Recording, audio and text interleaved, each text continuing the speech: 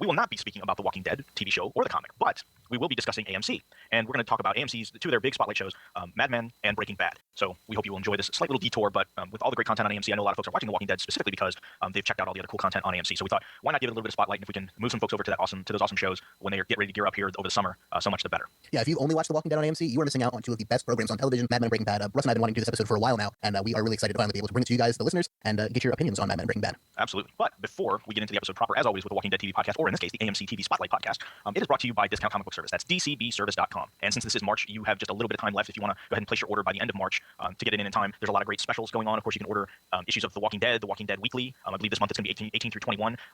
DCBS also this month has a huge special on a bunch of Dynamite properties. And if you're a big fan of zombie-type materials and love The Evil Dead, the old Sam Raimi, Bruce Campbell movie, and then its follow-ups, Army of Darkness, they have the first 12 issues of Army of Darkness for 35 cents a piece. Can't go wrong there.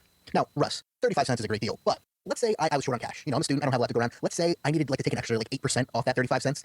Would there be any way for me to do that? You could. If you were a new customer to DCBService.com, you could put in the code WD8 and get an extra 8% off your order if you're a first-time customer, or if you haven't ordered from DCB Service in at least 12 months. So you can get all kinds of great deals.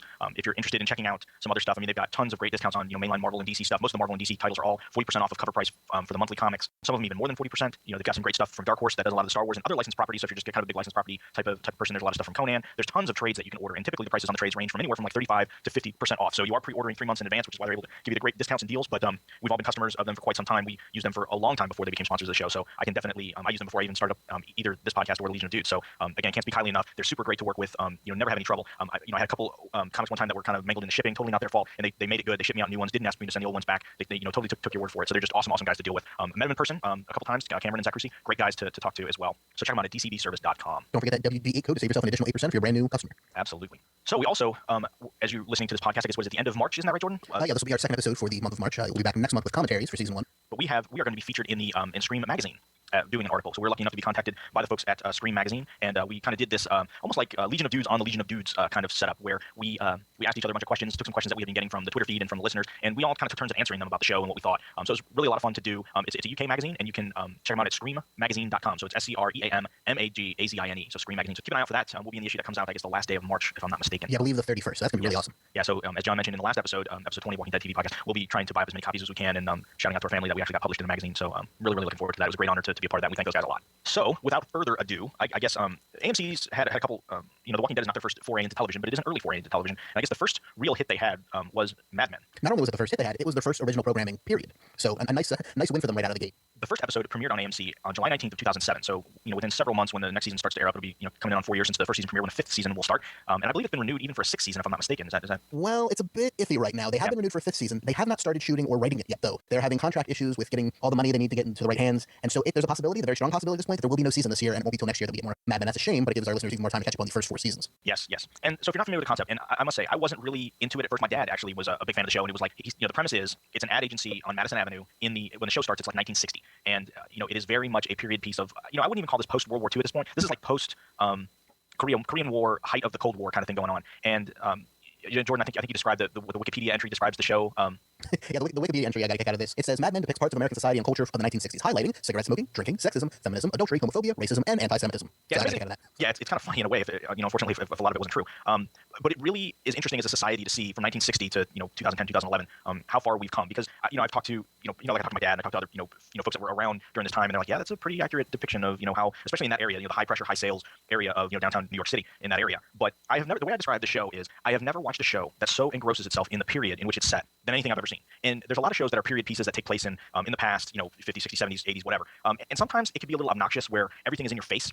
That it's it's like, look, we're in the 80s, look, we're in the 60s. It's very in your face. I almost compare this to kind of like that 70s show. That 70s show to me did the period well, where you knew based on the way people were dressed and things they were doing and the stuff they talked about, it was the 70s, but they didn't throw the title, of course. Yeah, of course, the title. But they didn't throw it in your face. And Mad Men, it's amazing how they get the sets so right, they get the clothes so right, they get the way that people act. I mean, everybody in the show smokes. Everybody smokes. They smoke in the office, they smoke in the car, they smoke when they're walking, they smoke in the restaurant, and they smoke in the hospitals. The doctors smoke. Yes, it's nuts. And it's amazing that I'm Jordan, I'm a little bit older than you are, and I can still remember as a kid, or even almost as an adult, where it wasn't quite as taboo to smoke everywhere, especially as a kid. In the 70s, mid to late 70s, people smoked everywhere, and it was nobody really thought about it too much. And we kind of saw in the 90s, I think, is when it really took off, that it really started to get frowned upon and put on the back burner for a lot of places. But it is front and center in the show, in the drinking. People drinking in the morning, in the middle of the day at work. It's just a part of their lives, for them to drink and smoke and wine and dine clients all the time. So the main character of the show is named Don Draper, and he is an executive at Sterling Cooper Advertising Agency in Manhattan. And he's brilliantly played, in my opinion, by John Hamm, who kind of wasn't super known before the show. I think he's gotten a lot more juice since Mad Men has kind of taken off. And it's a story basically of him, his wife, and his 2 children, and it really focuses on his work at the ad agency and his interaction with those around him. And we find out that Don is a Korean War vet, and he lives in the suburbs, commutes into the city. Sometimes he doesn't go home, and we find out very early that Don likes to drink, smoke, and cheat on his wife, and really makes no bones about it. And we find out he's not really the greatest guy on the planet, but yet at the same time you really like him, or I guess at least you want to be like him, because Don has all the cachet, gets all the women. I mean, he is it, and he is known to be kind of the it person in and around the circles he runs in. Definitely, when he's on the ball, there's no one you would want to be more than Don Draper. Yes. So it's really kind of the whole show is this interesting. I find fighting with myself back and forth as to whether I try. It's almost like you try not to like him, but you can't help but like him, because when he truly is being a decent guy, he really comes across as being a decent guy. But when he slips into just being an adulterer and just a really bad guy, he can really turn it on when he wants to. Mm-hmm. So we find out that again, Don is kind of this exec at the ad agency. He works for the 2 older gentlemen that run the agency. Roger Sterling and Bertram Cooper. Yeah, Bertie. Bertram Cooper, who is even older than Roger Sterling. It turns out it's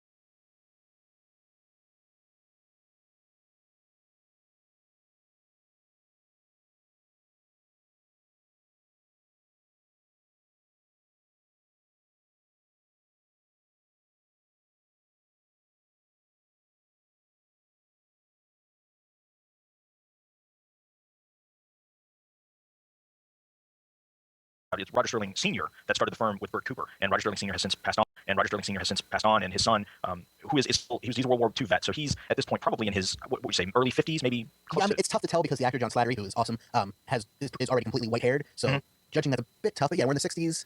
He's definitely pushing 50, at least in the beginning of the show. And Don, who's mid late 30s, pretty close to his actual age, in real life as well. So he kind of acts as this great middle, kind of this middle character between the very straight laced, very eccentric Bert Cooper, who for the most part stays behind the scenes and doesn't really run things day to day at Sterling Cooper, but just kind of is like a board member and likes his office with his interesting paintings that he spends a lot of money on. And Roger Sterling is kind of the head, ad man or account guy in the firm. I mean, he is the one that brings in the business. His biggest client is Lucky Strike cigarettes, and so everywhere you look in the show, there's a pack of Lucky Strikes sitting everywhere. And Roger is the epitome of pretty much an alcoholic and a womanizer, and he has kind of an on-again, off-again affair with Joan Holloway, who's played by the lovely Christina Hendricks. And this is kind of the show that really, I think, put her on the map. She had some parts. She was Mal's quote-unquote wife in Firefly, if you're familiar with that show. Yes. And she's shown up in Mad Men. She's kind of got the reputation for being, beautiful but yet curvy woman. So she's not, the super, stick-thin model. She's, definitely full-figured, but just absolute knockout. She's just an absolute knockout, in my opinion. Mm-hmm. And then we're kind of our window into the series when it starts is Peggy Olson, who's played by Elizabeth Moss, and she's kind of the young, naive, new to the city. Doesn't have a lot of life experience, and is thrown into the secretary pool and becomes Don Draper's secretary. And one of the things, and you tell me, Jordan, but one of the things I find more interesting than anything about the show is the interaction and the relationship between Don and Peggy. Oh, definitely. And it could easily become cliched, and you could find out that Don is sleeping with Peggy, but it doesn't work out that way. And I don't think that's any spoiler. You could tell that pretty much right away that that's not the road the show's going to take. And Peggy slowly works her way from being just an average secretary to being a pretty important part of the firm.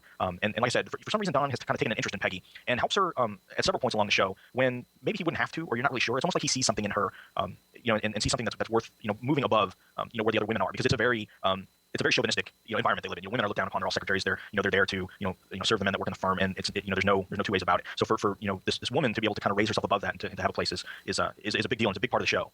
In many ways, I would go so far as to call her almost a secondary protagonist of the story. We get in the 60s were a very turbulent and change-worthy time. Don is in many ways the old guard who is going to have to either adapt or get trampled by the incoming younger people who have to adapt to this brand new demographic of teenagers as their advocate, the Beatles generation rather. And Peggy is, like you said, she's the wide-eyed newcomer. But not only is she a newcomer, being a woman in this world, she is the first person to jump many of the hurdles that come her way in this universe. And we get the old guard in Don, and we get the new guard in Peggy, and it's a very interesting dichotomy. Their relationship, as you talked about before, through 4 seasons now, has had many ups and downs with them mad at each other, them happy with each other's work. And one of the show's many strengths is the way it lets things just kind of simmer. And oftentimes, you're not going to hit the nail on the head right at first. 2 characters might be thinking something, but they're not going to say it. That anger or that apprehension or that respect even might just kind of boil beneath the surface. But there's a scene in season 4, I'm sure you remember it, where Don, as Peggy's boss, kind of takes credit for an ad that she put a lot of work into. And you've had 4 years of their relationship at this point to build up to this moment where she finally is so jealous of him. And so she doesn't understand exactly why he won't just say thank you. She goes to this man who's her boss, who's her mentor in many respects, and who has bailed her out of many a situation, as I'm sure we'll talk about later. But the scene between them, where it finally everything just comes to the surface, and you had 4 years of long-form storytelling to build up to the moment. It's an absolutely incredible scene where they just kind of blow up, and he tells her, I'm not going to tell you thank you, because that is what the money is for. That is what you're paid to do. This is your job. And the kind of the realization they both come to in that scene, I believe it's the episode The Suitcase, which was one of the best episodes of TV last season. It's an absolutely wonderful set of scenes there.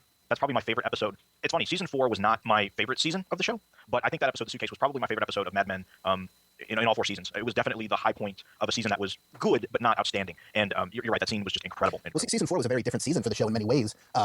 Without getting too much into spoiler territory, they had changed offices. There was a lot of new characters and a lot of old characters that weren't around anymore for various reasons. Don was going through a very tumultuous time in his life, to put it the least, and it was kind of him at his lowest. Season 4 was very different for the show, yet at the same time fit in very well. So a lot of people had very mixed feelings for it, but I would not be surprised if that episode, I should take that back, I was going to say if it wins the Emmy, but I guess it's already passed there. Yeah. But it was definitely a very Emmy-worthy episode there. Yeah. One of the so when the show starts, again, like we talked about, it's 1960. We get a beat on what's going on in society and how this world is working. Like I said, it's very entrenched in the 60s. It's very heavy in the ad agency. So it's really kind of cool to see a lot of real products and real ideas that come across this firm, because they are not the biggest firm on Madison Avenue, but they are pretty stable. They do have a reputation. So it's kind of cool to see these old 1960 TV and radio ads that they come across and the stuff that they work and they are promoting. And a lot of them are for products that were around at the time but are no longer around. So that's always kind of fun to have that nostalgia factor with it. But season 1, and even I guess part of season 2, really, it's really a mystery. I mean, it's really who is Don Draper. And we start to find, and we're not going to spoil it because it's definitely worth watching. But you find out pretty early on within the first couple episodes that Don Draper is probably not who you think he is, but you don't really know who he is. And it's a very slow burn that they reveal more and more and more about who Don Draper really is and what he's about and how his life is kind of panned out the way it is, and how that affects his relationship with his wife and with his kids and everything else. And it really starts to pick up. But the other cool thing about the show is it starts in 1960. By the end of the first season and the start of the second season, we jump ahead. Was it 14 months? I think, Jordan? I think that's the longest jump in between seasons that we get. So we start season 2. And I guess it's early 1962. I think February of 62. Sounds about right. Yeah, and then again, the season pretty much takes you through almost an entire year. So you'll have episodes that they'll go through the summer, they'll go through like spring break and how that affects the agency with people that have kids and taking annual summer trips and all that kind of stuff. And then it gets into the holiday season and whatever. And then by season 3 we've hit early 63. But by the end of season 3, for those of you obviously well versed in American history, when we get to the second to last season second to last episode of season 3, we get to an episode called The Grown Ups, and this episode focuses on the Kennedy assassination. And this, I was at the edge of my seat, and obviously we've seen other shows and movies and things like that depict people's reactions to the Kennedy assassination, and it always, when it's done, is very in your face and very like everybody was waiting for it and knew something was going to happen and they react to it. And this show took a very different take to those series of events, and some people just were going about their lives and didn't realize it until after it had happened, and then see everybody glued to their television, everybody crying and everybody reacting, and it was very, very moving, very emotional, and just an incredible portrayal of that period in American history. I've never seen anything on television like it. And the show's done a great job throughout the seasons of ending seasons, or at least punctuating episodes with actual historical events. Season 2 ends with the Cuban Missile Crisis. Season 3 with the Kennedy assassination, or right around there. And it's all, like you said, it's always kind of that on the fringe. How would real people have heard about these news events? How it would have affected them? And it's not that in your face, usually, of like you would see on many other television shows. Mm-hmm. The performances in the show just all the way around are outstanding. There's a lot of guest appearances that show up. The one, I guess, detriment for me as a character, and I think it gets a lot of juice on the boards, and if you listen to other folks talk about it, is January Jones's portrayal of Betty Draper. And nice looking woman, but I don't know if it's just the way that the show is written or directed, or if it's purposely meant for her character to be very dry, very stale, almost kind of annoying. I don't know if it's, like I said, I don't know if it's done that way on purpose. And she's very childlike in many ways. Exactly. And there's many instances of that where that becomes very apparent and a little creepy, to be honest with you. Yes. You almost find yourself sympathizing more with Don, even though he is most definitely the guilty party, and Betty is very much the wounded party. But yet I have a hard time feeling sympathetic for Betty, and I'm sure a lot of that is the way they're planning it. Because again, John Hamm's Don Draper is the linchpin of the show, and you definitely want to have that attachment to him as a character. So if it's done on purpose, it's brilliant. If it's not, I'm very curious as to how January Jones's performance of Emma Frost is going to come off in X-Men First Class. Well, we certainly know she can do Ice Queen. Yes, that is true. And from the pictures I've seen, she can definitely wear the Emma Frost get up very well. Mm-hmm. So I'm really curious, because if I see First Class and I find that she has some range and puts on a good performance, then kudos to the Mad Men writing staff, because they completely nailed it in their purpose, for sure. But like Jordan said, they touch on a lot of taboos. You could tell that this is kind of the coming of almost like a sexual revolution in the country, where things that were previously not talked about publicly are starting to make it to the forefront. We're seeing television commercials and magazine ads for feminine products and like bras and underwear and things like that were a little, I would imagine, risque at the time. And that's kind of Peggy's is giving the female perspective on a lot of the advertising and helping them target to that demographic. So just like I said, very immersed in the period. You look at people's houses and the old stoves and can openers and just different devices that they have, and they're revolutionary. Don goes out to the fridge, grabs a beer, and he actually has a bottle, not a bottle opener, but an old school can opener, like you open an old can of oil, where you had to pop open both sides of the can to be able to drink out of it. There was not even a ring pull, like a pull tab, like we'd see in the 70s and moving forward. So they're very much in tune with the world of the 60s.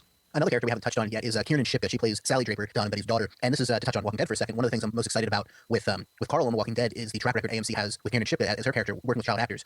She's always been in the show for all the seasons, but especially this most recent season. This girl, who I believe is 12. She's 8 in the first season, but I believe in real life she's 12 or 13. She's showing great range. They're building storylines around her and how her parents' terrible behavior is impacting her as a human being, how she is going to be in the first teenager generation as the series moves on. And if they can work with her this well, and granted, it's good to see that she's an awesome actress even at this young age, but if they can work with her this well, I'm very interested to see what they can do with Carl in the upcoming seasons of The Walking Dead. Yeah, absolutely. And again, you hit it on the head, Jordan. She is kind of the hidden gem of the show, and it's interesting to see Don's relationship with his daughter grow, and that he seems a little more in tune to Sally being a kid than her mom. Her mom kind of treats her very meanly, and doesn't and their relationship, I can see as the show moves on, can get very fractured, and have her leaning more towards Don. And we kind of saw that. There was one episode that was pretty cool that I won't say she runs away from home, but she pretty much leaves school, gets on a train, and then a bus, and this stranger, just again to show you how times are different, this lady sees that she's a little child on a bus and walks her to her father's office on Madison Avenue, and because she's just at that point where she's had it with her mother, and she's again 9 10 years old and doing all this. It was really interesting, and then of course the play between the mother and the father was interesting as well. But a lot of great characters, a lot of great writing. It again very much thrown into it being a period piece.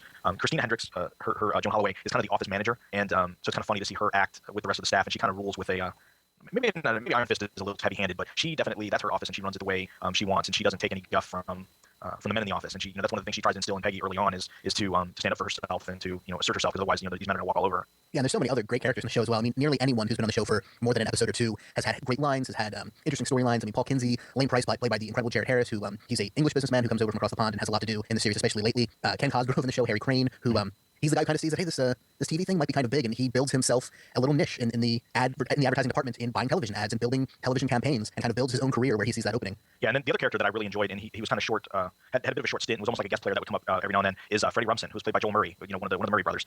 He's been in a lot of TV bit parts, you know him if you've seen him, and he just plays up a straight up alcoholic. And there's a couple scenes in this show that are both, I guess it's in season 2, it's both sad and funny at the same time, where he really has devolved, and his alcoholism has taken over him so much that it's really getting to be a problem. And it was nice. He shows up later again in season 4, kind of a new man, so to speak. But I think Joel Murray just did an outstanding job playing Freddie Rumsen. The other interesting character, and I really think overall he got short shrift, and I didn't really like the way, not to give away too much, but he's in seasons 1 through 3 and didn't make it to season 4. But is Brian Batts Sal Romano, who is this big Italian American. He's basically a closeted gay man, and you could tell. Let's say he has a very effeminate air to him, but yet he is definitely not out as being gay. And he even between seasons he even takes a wife at his mother's insistence and marries this woman and goes on and he's a married man. But then we see behind the scenes where he has a couple encounters with other men, and I really think I won't spoil kind of how he exits the show, so to speak. But I really thought they were going to do more with him. I really thought he was just a great character. I hope they bring him back. I think the way that they left it, they definitely could do that in the future. But he's definitely been missed this past season. Yeah, I really enjoyed his character, and a lot of it had to do with the complexity. A lot of it just I like the way he handled the business end of it. He was kind of like the orchestrator behind the scenes of a lot of what was going on as far as the ads, actually running the ads and bringing in talent and having a vision for how commercials and ads and things like that should be directed. And like I said, so I really hope that he pops up again. I really thought, based on the way the 4th season went, that he would come back into the show. But it's definitely, I would say the door's not completely closed on Sal Romano, but I really hope they come back in. Definitely. And then Lane Price, who you mentioned, Jared Harris, which is the son of the great actor Richard Harris. Yeah, you might have seen him recently. He was on the first season of Fringe. He's had a lot of roles. He's one of those guys that you've just kind of seen in other things. He's got a very distinctive face and voice, but absolutely wonderful in the show. Yes, yeah, I was really. I wasn't sure how I was going to take it when he came into the show, because it was a pretty big deal. The change that took place. But I think they pulled it off well. I hate to say too much because we don't really want to spoil a whole lot. But again, I can't recommend it enough. I think the 4th season is getting ready to come out on DVD and Blu-ray within the next month. I think, Jordan. That sounds about right. So definitely check it out. You can get all 3 seasons. They're 13 episodes apiece on Netflix. I don't believe they're not on instant watch, but you can definitely get the discs for sure. And I can't recommend it enough. Like I said, I was kind of a naysayer for a long time. I burned through seasons 1 through 3 in time to catch up for season 4 to show up. And it was awesome because he was emailing me back and forth, and I had to keep from spoiling him, and it was awesome. Yeah, I literally burned through I think those 3 seasons in maybe 2.5 weeks or 3 weeks. And I did the thing before season 3 with seasons 1 and 2. I kind of had the same exact experience, just a year removed, and it's hard waiting a week or even a year for a new season. Oh man, I tell you. But like I said, it's one of those things. Once it kind of found its hook, I was just it just took me. And like I said, the characterization, everything else is just phenomenal. So not to beat a dead horse too much, but definitely check out Mad Men. Just a ton of fun. Just an absolute, one of the best shows on TV without a doubt. And then also on AMC, they've had several shows. They had a miniseries, a remake of The Prisoner, which I didn't mind, but I know a lot of people who were fans of the original didn't love. They had one season of a show called Rubicon, which had a devoted fan base, but it was very small. And with the great success of Walking Dead, it did not get picked up for a second season. They've got another show coming up soon called The Killing, which is based on a Norwegian television murder mystery, and that looks really good. They just put out a trailer. But the one show that we are going to talk about here, and is personally my favorite drama on television, and that is by far, even with Lost, I was a huge fan of, and we've done on Legion of Dudes and Extended Edition, we did lots of Lost coverage, so we won't get into that. But even in that last season of Lost where I was watching Breaking Bad still comes out as my favorite show, hands down, across the board on television. Acting, writing, the cinematography, everything about it is just heads and tails above just about anything else on television. Yeah, I'm a huge. Again, this is another one. I'm a little late to the party. I got caught up in time to catch up on the last season because I've got being with the satellite, I subscribed to AMC. So when I started watching it, they were into the 3rd season was showing, and so I DVR'd until I got to the point where I was caught up with seasons 1 and 2. And this one took me by surprise because I didn't think this would be a show that I would really be too interested in. It's kind of heavy into drug culture, but as you find out very quickly, there's a lot more to the show than just the title and a short description. And the fact that it has Bryan Cranston, who most people know as the kind of inept father in Malcolm in the Middle. And in some ways, the character he plays of Walter White is like the character he played on Malcolm in the Middle, and in a lot of ways is very much not like the character they played on Malcolm in the Middle. This show is very much the birth of a drug kingpin or a supervillain in some ways. So you definitely get that dichotomy of his character on Malcolm in the Middle, but as he changes into kind of a horrible, hardened human being. Yeah, it's just kind of talk a little bit about the show's premise, and nothing I'm giving away you won't figure out within probably the first 20 minutes of the show. we find out that Walter White was I saw it in the early on, and correct me if I'm wrong, Jordan, because they never brought it up again, or they haven't brought it up since, but he was a Nobel Prize winning chemist. I don't know if he won the prize or if it was like his boss won the prize on a project that he worked on as well. It was kind of confusing. And yeah, you're right. They haven't touched on it a whole lot, although every once in a while they hint at it a little bit more. Mm-hmm. It's kind of the one area of the show that's covered in enough mystery and shadow that I don't know that I love it, but it's like the one maybe weak point of the entire series. And I think at some point they'll get to it. I'm hoping they will at least. But anyway, there was a Nobel Prize framed plaque that somewhere, I forget if they just show it in passing or whatever. But we find out, and then they do some flashbacks in here. We find out that Walter White was a very advanced chemist that worked on some pretty advanced stuff. And through machinations and things that happened, at this point we're really not sure. He ends up kind of falling out of favor with his crew or with his group in the university in his doctoral program or whatever. And so he ends up being a high school chemistry teacher with a just turning 16 son that has cerebral palsy and a pregnant wife. And he drives kind of a crappy car, lives in an average house, and he works a second job in a car wash just to kind of make ends meet. So he works as his chemistry teacher all day, then runs to his job at the car wash, then runs home and trying to get things straight for his family. And he ends up getting sick, and we find out that he has terminal lung cancer. And he starts to panic. He doesn't tell his family that that's what's wrong with him. And he starts to really be concerned about how he's going to provide for his family. Because at this point, his wife does not work. And again, his son has cerebral palsy, so there's a lot of medical things going on in long-term care that he's going to need. And of course, a child on the way. And his brother-in-law is a DEA agent. And after going out on a ride-out with his brother-in-law, who and then seeing on TV about his drug busts, and he sees all these mountains of cash that are flying around from these people cooking meth. And he goes on this drug bust and sees one of his ex-students climbing out of the window of the house next door to where the drug bust is going. Walter decides to go to his ex-student and ask him if he'd be his partner in cooking methamphetamine so he can basically make enough money in cash to take care of his family after he dies. Because at this point he's got, I think they said maybe 6 months to live at this point. Something like that, yeah. Yeah, very, very short period of time to live in. So all of this happens, like I said, within the first 20 minutes of the show. And honestly and truly, it gets worse from there. This is like if you've seen that movie Very Bad Things, where every time you're watching it, you're like, okay, this can't get any worse. This guy's life can't get any worse. The things going on can't get any worse. It gets worse. And it's just an absolute train wreck to watch and see how Walter's going to wiggle his way out of this scenario to either keep from being killed or discovered or arrested or whatever's going on. And he always finds a way to mostly come out clean. And the way things go, the show has kind of like I guess you call it not like Tarantino nonlinear style, but there is a nonlinear style where there's a lot of times they'll tease something in the very beginning of the show, and then you won't see it until later, so what that actually means. There was a thing running through season 2 where It was brilliant. It was awesome, where you kept seeing like a burnt up doll, things floating in the pool, just these guys showing up in hazmat suits, and little tiny snippets at the beginning of each episode, like maybe 10 or 15 seconds, and you're really trying to put it together. And it's not until the very last episode of the season where you're like, oh, okay, that's what that was all about. And it was interesting that they planned that season out ahead of time when things would happen. Those sequences, which Russ mentioned, are all black and white, and they only happen in, I think, 4 episodes. And I won't spoil why they only happen in those 4 episodes, but if you watch season 2, and you all should because it's a fantastic season of television, look up what those meant, or look up the secret behind them and how they kind of told you the ending of the season and how those worked out. I don't want to say too much, like I said, because it would get into spoiler territory, but they hid a major spoiler for the show itself in the show in just an ingenious way. Yeah. So we follow up season 2, which, as we said, was incredibly strictly regimented and scripted, and they had everything planned out beforehand. And then the writers decided to do something completely different for season 3. They made it up as they went along. And if you're like me, that could kind of show your blood. If you're a TV watcher, there's always those complaints with Lost or shows like that. They don't know what they're doing. They're just making up as they go along. Well, for season 3 of Breaking Bad, they literally were. The writers would, every episode or every couple episodes, write Walter White and his compatriots into corners, not knowing how they were going to get him out of them. And then the next episode, they would have to write a new way to get out of those traps, those machinations, those really bad circumstances. And I tell you, if there's one season of television I could say I was on the edge of my seat the entire time, it is season 3 of Breaking Bad, because they're flying by the seat of their pants, but it's still incredibly well written, incredibly tense, and like I said, my favorite season of television of all time. Yeah, it was pretty phenomenal. And like you said, you hit it right on the head, Jordan, just edge of your seat every episode. And it's interesting to see. This is like the real transformation of Walter White, Bryan Cranston's character, from season 1 to go from season 1, episode 1 to that very last episode of season 3. Was, I mean, if you really do a comparison, it's like 2 different people. And I can't imagine as the show goes on, if it goes on for 1 or even 2 more seasons, how much more he's going to be transformed. It's just incredible. I mean, there's a reason Cranston's won it, 2 years in a row he won the 3 years in a row. It hasn't happened in like 30 years, but he won the Emmy for Best Actor 3 years in a row. So we've already talked about Walter. We talked about his wife just a little bit and their son, who has, as you said, cerebral palsy. This show, though, has no lack of great characters, just like Mad Men. AMC's slogan, or one of them, is characters matter here, and that's certainly the case. I would say, though, my favorite characters in Breaking Bad are the villains. This show has some fantastic real world, even though they're slightly heightened in their sense of reality, but these awesome villains. The cousins from this past season, Tuco from seasons 1 and 2, Saul Goodman, who's not really a villain so much as he's just a really shady lawyer. He is, I believe, when in the first episode you meet him, he explains, if you get in trouble, you want a criminal lawyer. If you want to stay out of trouble, you hire a criminal lawyer. And Yes. Bob Odenkirk is just hilarious in the role. I mean, it's fantastic. Mm-hmm. And one of the, I guess you call him Walter's partner in crime from the get-go. Aaron Paul, who has had just a fantastic season. Yeah, it's funny. He's like the character you love to hate because he acts like a jackass all the time. And in the first season, it was just kind of funny because he wouldn't pay attention to anything. And then, you see him get a little more hardcore, and then he kind of has his bouts, in and out of drug abuse and his ability to handle it or not. And one of my favorites, not to give too much away, but just kind of set it up, there were a lot of literally laugh out loud moments in the first season. And the first season was short. It was a 6-episode season for season 1. Yeah, and 7 they were going to do more, but then the writer's strike happened, and they kind of just ended. It was weird, but it worked out really well for the show. Yeah, absolutely. But Walter being a chemist and understanding how things have to happen, there's a situation they get into where they have to, let's just say, dispose of some organic material.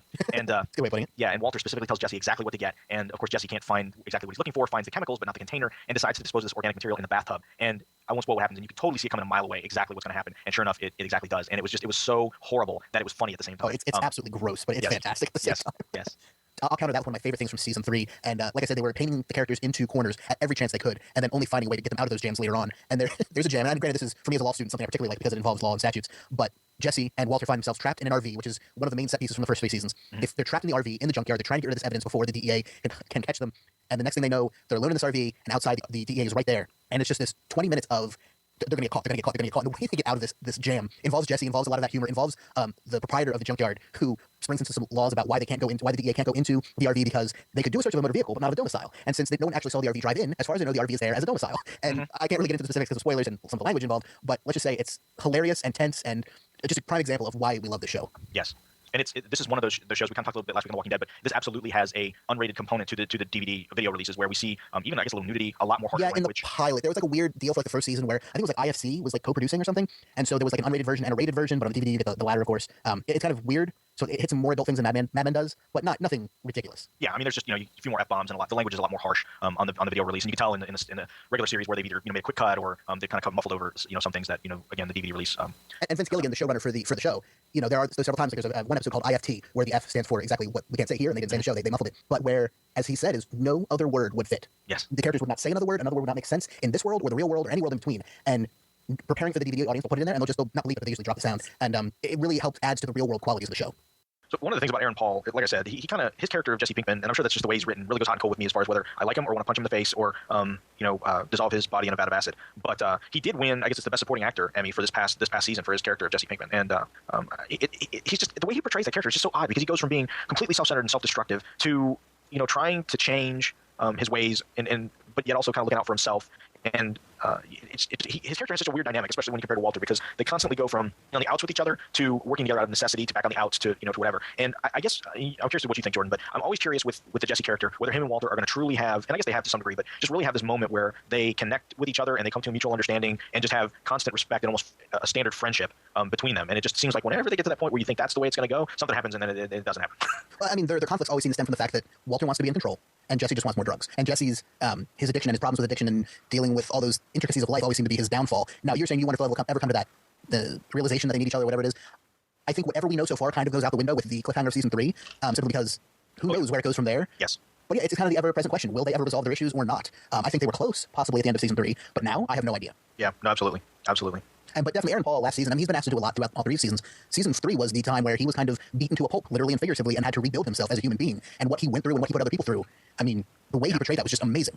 Some of the best acting he's done. As a guy who's not always considered the strongest actor of the show, and that's not really a knock on him, it's just a show full of tremendous actors. To see him do what he did, the Emmy was very well deserved. Yeah, no, I totally agree with you.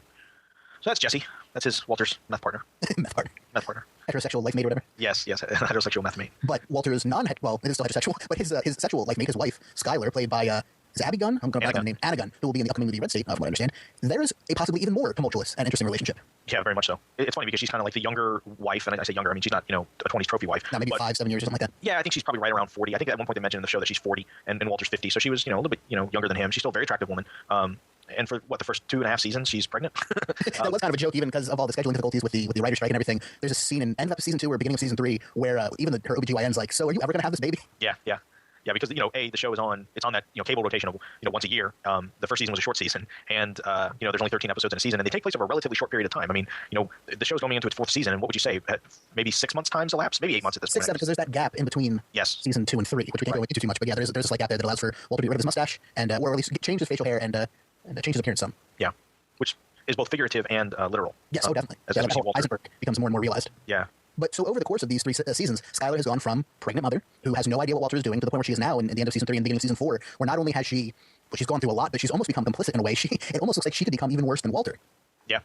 And it's one of those, AMC is known for, in their shows, in Mad Men, in Breaking Bad, and now in Walking Dead, of having the wife character who is seen by many to be a shrew, to be just an awful human being. And in Mad Men, that is certainly the case. In Breaking Bad, I'd say it's a lot more complex, and in Walking Dead, we don't know yet, but we know from the comic, where in the comic, it could go differently, and I think that's another discussion for another day. But I'd say certainly Anna Gunn here, she does things, her acting and her storyline is much more subtle and interesting than January Jones over at Mad Men. She's got a lot more to do here. I agree. Of the 2 wife characters between these 2 shows we've been talking about, I definitely feel more attuned with Skylar's character and Anna Gunn's portrayal and her ability to portray, or again, like we said, it's the way it's written, than I do with what January Jones is doing with Betty Draper. And her character, as we've already talked about, Walter has a very interesting story arc. He's a very interesting character who's well acted and well written. Same with Aaron Paul's Jesse. But her characters kind of come from the outfield a little bit and from the sidelines to become a really interesting and integral part of the show of late. Yeah, I would say it's almost like the opposite. Whereas in Mad Men, Betty's character was stronger in the beginning and had more of a role and is kind of diminished over time. And I think the opposite is true with Mad Men, where Skylar White's character was kind of I guess the typical wife, I guess you would say, maybe a little overbearing, maybe not quite the right term, but as the series goes on, she's definitely become more interesting and more involved with what's going on as opposed to the other way around. So interesting dichotomy between those two characters on those two shows. So then a couple of the other characters we'll go through real quick, and then we'll wrap up. Are Dean Norris, who plays Hank Schrader, and Hank is Anna's brother-in-law. Hank is married to Anna's sister, Marie, who's played by Betsy Brandt, not Betty Brandt from the Spider-Man comics, but Betsy Brandt. That is correct. She's not played by a fictional character. That is correct. Who I probably tend to like her least of all the characters in the show is Marie. She's got kind of some quirks to her, and she acts kind of funky. And I mean, without getting too spoilers as to what her deal is, she definitely has a fallacy to her character. But I find her the least interesting, I guess, of all. But Hank, I'm sorry. It's a cool hair, though. Yes. But Hank is a DEA agent, and like we talked about earlier, he's kind of the one that really sparks Walter's interest in the fact that cooking meth can be a lucrative business until the feds come and take all your stuff, or gang lords kill you, or you go to prison for the rest of your life. But he's just this very tough, very overly. He's a very much an over-the-top character. He's overly sarcastic. He's overly macho. He's overly, very, I guess, what you would call. I guess maybe he's kind of like that uncle you have that says inappropriate stuff, a lot, or maybe doesn't is. I don't want to say bigoted because that's maybe too strong, but in many ways he's almost a parody in the beginning of the show of like a Michael Chiklis type character. Yes, but definitely without the shooting your partner in the head in the first 10 minutes episode 1 kind of thing. But yeah, I agree, very much that same vein. And then something happens to Hank where it kind of really questions his ability to be the man that he's been in the show up until that point. In an amazing scene featuring part of Danny Trejo.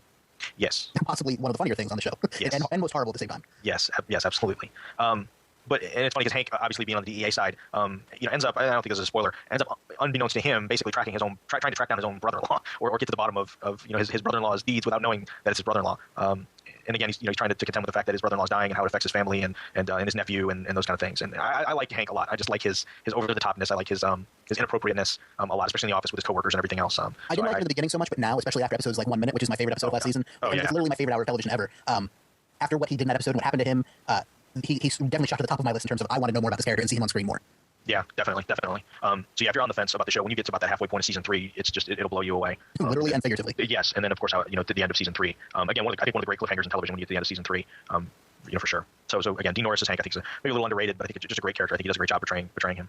The other character is R.J. Mitty, who plays Walter White Jr., who for a while changes his name to what does he change his name to? He wants to be known as Flynn. Yeah, not necessarily a Tron reference, but it could be. Yeah, Flynn, which is kind of bizarre. But Walter Jr. has cerebral palsy, and it's interesting because the way, and looking at a little bit of history of R.J. Mitty, apparently when he was younger, he had a very, very mild form of cerebral palsy that he's learned to overcome, and apparently he did a lot of studying of people that actually have the condition and learned from it. But I think he does a phenomenal job of playing that part, and just his speech pattern and the way he moves and everything else. I mean, you wouldn't know that he didn't have that affliction if you knew he didn't have that. He didn't have it. I think he's one of the more underrated actors on the show for sure. Oh, I honestly didn't know until right now that he didn't have cerebral palsy, so that's very interesting to know. He definitely pulls it off. Yeah, so just again, outstanding job for such a young actor to do that. And I'm surprised that he hasn't gotten like a supporting actor nod or anything like that. I guess maybe his role is just a little too small. Probably, yeah. Or when you compare him to Aaron Paul with a little bit bigger part. But again, just does a very good job of trying to contend with the fact that what's going on with his father and with his mother and how his father and his mother react and things that are happening while he's trying to grow up with knowing that he's going to have a considerably younger sibling on the way. And then we have an interesting character pair: Gustavo Gus Fring and Mike. Just Mike. Gustavo Gus is the owner of a chicken franchise, of a KFC, Chick-fil-A type franchise of chicken restaurants, and he's also a meth kingpin, and Mike is his hitman / private investigator, who is awesome. Yeah, I like Mike a lot. Especially after the season 3 finale. Yeah, and he is played by Jonathan Banks, and he's like one of those veteran character actors. He was in, where I notice him the most, and every time I see him, it immediately takes me back, is he was in Beverly Hills Cop. And he played Zach in Beverly Hills Cop, which is the guy that, of course, if you've seen Beverly Hills Cop, is like the main henchman of Victor Maitland, the main bad guy in Beverly Hills Cop. He's the one that kills Eddie Murphy's ex friend from school, in the very beginning, and him and Eddie Murphy face off a lot. But every time I see him, that he's forever the guy from Beverly Hills Cop for me. And he's like, how would you describe Mike? Almost, I mean, you said he's kind of like his bodyguard henchman. He's almost like a fixer, I guess you'd call him. Yeah, he's very much that Winston Wolfe from Pulp Fiction. Maybe a little bit more grandfatherly in many regards, and we know a lot more about his character than Winston Wolfe. We know that he kind of does regard himself as a good guy and wants to be a good guy, but he does some pretty dark things to make sure that his his family will be food on the table, essentially. Exactly. And then you want to talk about Gus, so I don't have a whole lot to say, but I just want to connect the two characters. Yeah, I mean, just Giancarlo Esposito, again, another one of those. I guess you call him character actors. He's been in countless TV shows and movies over the years. I think he's an excellent actor. I mean, just I can't think of he's one of those guys too. Where when you see him in something, you're like, oh yeah, I know exactly who that is. But he's been in just countless TV and movies, or TV shows and movies, over the years. And I think he does an outstanding job in this. He's very mild-mannered. I mean, given who he really is, he is very mild-mannered and very low-key for a reason. I mean, obviously trying to stay that way, for a reason to keep under the radar. for sure. He was in Miami Vice. He's been in a couple Spike Lee movies. He was in a couple episodes of the TV show The Equalizer, The Cotton Club. If you've seen The Cotton Club, Trading Places. He was one of the cellmates in Trading Places. So he's kind of been all over the map as far as his acting career goes. But again, I think as his character arc continues in the series, he becomes a little more vocal, a little more involved in what's going on. But just like I said, when you're first introduced to him, not what you would expect by any means. And it's kind of funny because he operates a chain of like Jordan said, chicken restaurants called Los Pollos Brothers, and then Los Pollos Brothers is like one of the major supporters for charity causes for the DEA. So it's really kind of funny how the two play off each other. So that kind of rounds out the cast, so to speak, of Breaking Bad. Yes, sir. In finishing, I guess they just announced like the season 3 Blu-ray is going to be out, I think, in early June or late May. Basically just in time for season 4 to start on AMC. So Do yourself a favor and pick that up. Absolutely. I mean, even if you don't want to go out and buy the discs or whatnot, get them on Netflix, run them that way. But it's definitely worth it, to pick it up. I think they're pretty reasonably. Typically, the AMC stuff is usually pretty reasonably priced when it gets to DVD and Blu-ray. But yeah, just again, these two shows just have really taken me completely by surprise, and I've Jordan to thank for a lot of that because he's really been beating the drum. Like I said on Mad Men, my dad beat the drum on Mad Men for a long time, and finally I was just like, you know what, I need to see what it's all about and check it out, and I couldn't be happier that I did because these two shows are just some of the best stuff on television, and I think a lot of stuff on TV these days is fairly mediocre, and it's really hard to find a show that really will captivate you that you just can't wait to the next episode. I think maybe Lost was the last one that really did that for me, where I just really felt like if I had that disc in the player and it was 12:30 at night and I just finished an episode, that I have to watch the next one. And it's not very often that I find myself doing that. Yeah, like I said, I cannot speak highly enough of these shows. They're absolutely fantastic, and if you're not watching them, you're doing yourself a disservice. If you like Walking Dead, check these shows out. They don't have zombies, but they have lots of other awesome stuff. But that's it for this week. We spent a lot of time on these two shows. We'll be back in 2 weeks with another episode with actual news about Walking Dead and tons of good stuff. There's a lot of news that's been piling up here, so we'll have a lot to talk about. You can leave us a voicemail at 516-468-7912. Send us an email at comments@walkingdeadtv.com. Don't forget, on the same feed, or on the main master feed, if you're not subscribed to that one, check out Half Hour Wasted on Mondays and Legion of Dudes on Thursdays. You can find them both at hhwlod.com. Don't forget to check out our brand new Media Minute show, which has media reviews in 5 minutes or less. Comics, movies, television. If it comes out and it's media and it's geek friendly, we're going to be reviewing it. Don't forget to check out our Facebook groups for all those shows: LOD, HHW, WDTV, and Media Minutes. And of course, you can follow us on Twitter at WDTV Podcast or at HHWLOD_network. You can follow me at Jordan FRM Jersey and Russ at R Latham. So until there's no more room in hell and the dead walk the earth, remember, zombies are awesome and all, but when push comes to shove, I'd much rather watch chain-smoking chauvinistic alcoholics and meth-dealing cancer-ridden chemistry teachers every time. But that's just me. Have a good week. Good night.